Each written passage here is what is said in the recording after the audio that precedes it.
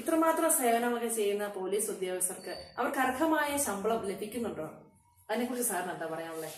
ഒരു പോലീസ് ഉദ്യോഗസ്ഥനെ സംബന്ധിച്ചോളം LLBയോ LLMോ കഴിഞ്ഞൊരു വക്കീലിന്റെ അറിവ് നേടണം. അപ്പം അടിസ്ഥാന യോഗ്യത +2 ഉള്ള ഉദ്യോഗസ്ഥനെ സംബന്ധിച്ചുള്ള അവരൊരു വക്കീലിന്റെ അറിവ് നേടേണ്ട സാഹചര്യമുണ്ട്. അത് വെച്ചാണ് കേസ് രജിസ്റ്റർ ചെയ്യുന്നത്. പോലീസ് ഉദ്യോഗസ്ഥരെ സംബന്ധിച്ചാണ് ഇൻക്വസ്റ്റുകൾ ഹോൾഡ് ചെയ്യണം.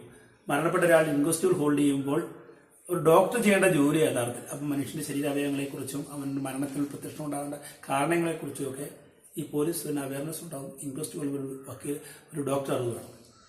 ഒപ്പം ഒരു പ്രശ്നബാധിത മേഖലയിൽ ചെല്ലുന്നു, പെട്ടെന്ന് വഴക്കുണ്ടാകുന്ന സ്ഥലത്ത് ചെല്ലുമ്പോൾ ഒരു ഡിസിഷൻ പെട്ടെന്ന് അവനൊരു തീരുമാനം ഉണ്ടാക്കണം. ഒരു ജഡ്ജിയുടെ ജോലി, സഡൻ ജഡ്ജിന്റെ ജോലി ചെയ്യേണ്ട അവസ്ഥ, ഒരു ജഡ്ജിയുടെ ജോലി ചെയ്യേണ്ട അവസ്ഥ ഉണ്ടാകും. സ്റ്റുഡൻസ് പോലീസ് പദ്ധതിയോ ജനമൈത്രിയോ എടുക്കുമ്പോഴാണ് അധ്യാപകന്റെ അവയർനെസ് അവന് വേണം.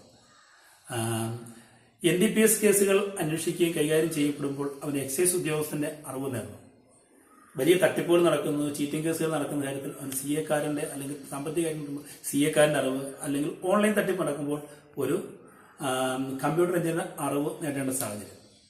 ഒട്ടേറെ പാവപ്പെട്ടവന്റെ കോടതി എന്ന് പറഞ്ഞ പോലീസ് സ്റ്റേഷൻ എന്ന് പറയുന്ന പോലീസുകാരുടെ പരാതികളാണ് വരുന്നത്. കുടുംബ പ്രശ്നങ്ങൾ പരിഹരിക്കണം, അച്ഛനും മക്കളും തമ്മിലും അല്ല അയൽവാസികളുടെ പെറ്റീഷനൊക്കെ നന്നായി സംസാരിച്ചപ്പോൾ ഒരു MSW വിദ്യാഭ്യാസം വേണ്ട അല്ലെങ്കിൽ ഒരു സൈക്കോളജിസ്റ്റിന്റെ ജോലി ചെയ്യേണ്ട സാഹചര്യം.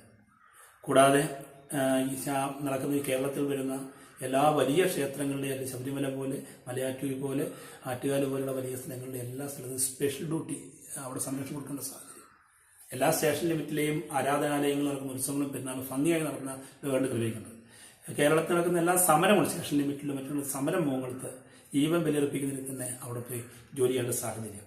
എല്ലാവരും കിടന്നുറങ്ങുമ്പോൾ നമ്മൾ ഓർക്കണം, രാത്രി കാലങ്ങളിൽ മോഷണമൊക്കെ കഴിഞ്ഞിട്ട് കിടന്നുറങ്ങുമ്പോൾ അവർക്ക് സംരക്ഷണം നൽകുന്ന രീതിയിൽ പോലീസ് പെട്രോളിംഗ് നടത്തും. അങ്ങനെ സംരക്ഷണം നടക്കുന്നുണ്ട്.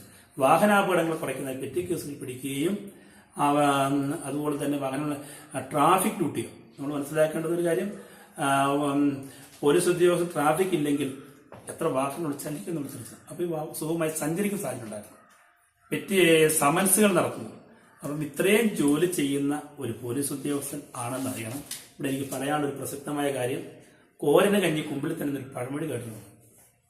എന്ന് വെച്ച് കഴിഞ്ഞാൽ കഠിനമായി ജോലി ചെയ്യുന്ന പോലീസുകാർക്ക് അർഹമായ വേതനം കിട്ടുന്നുണ്ടോ? അടുത്തോടെങ്കിൽ ചോദ്യം വെച്ച് കഴിഞ്ഞാൽ കൂലിപ്പണി ചെയ്യുന്നവർക്ക് വിദ്യാഭ്യാസ വേണോ?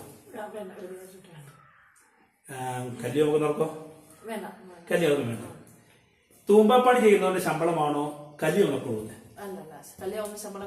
എന്തുകൊണ്ടാണ് അവർക്ക് ശമ്പളം കൂടുതൽ കൊടുക്കുന്നത്? കഠിനമായ ഒരു ജോലിയാണ്.